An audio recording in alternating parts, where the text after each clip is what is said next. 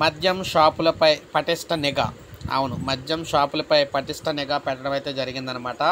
Stock అమ్మకాల్లో వ్యత్యాసాలు, అప్రమత్తమైన ప్రభుత్వం, అవకతవకలు జరిగితే ఎక్సైజ్ అధికారులే బాధ్యులు, ఆదేశాలు జారీ చేసిన ఉన్నతాధికారులు. ప్రభుత్వం మద్యం షాపులపై నిఘాను పటిష్టం చేసింది. సరుకు, నగదు మధ్య వ్యత్యాసాలు వెలుగు చూస్తున్న నేపథ్యంలో అధికారులకు పర్యవేక్షణ బాధ్యతలు అప్పగించింది.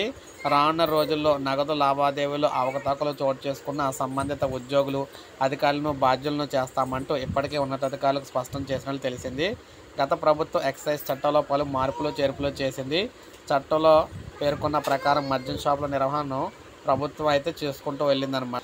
అయితే ఇప్పుడు ఎక్సైజ్ ఉద్యోగులే దానికి సంబంధించి బాధ్యత అయితే వహించాలి. ముఖ్యంగా చూసుకున్నట్లయితే ప్రతి 4 షాపులకు కానిస్టేబుల్, 5 కానిస్టేబుల్పై 20 షాపులకు ఒక ఎక్సైజ్ ఇన్స్పెక్టర్ కూడా ఉంటారు. ప్రతి 100 షాపుల పర్యవేక్షణ బాధ్యతను ఎక్సైజ్ ఇన్స్పెక్టర్ పర్యవేక్షణ చేసి ఉండాలి.